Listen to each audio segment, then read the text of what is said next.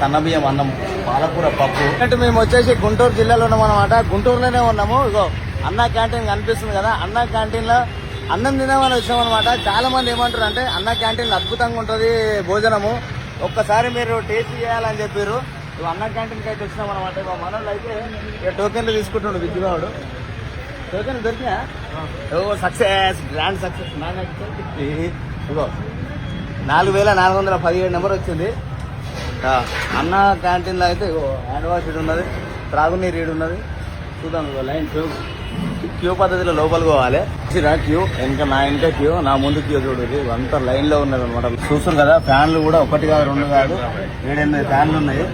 మొత్తం ఫ్యాన్లు అవుతున్నాయి లోపల చూసుకోవచ్చు.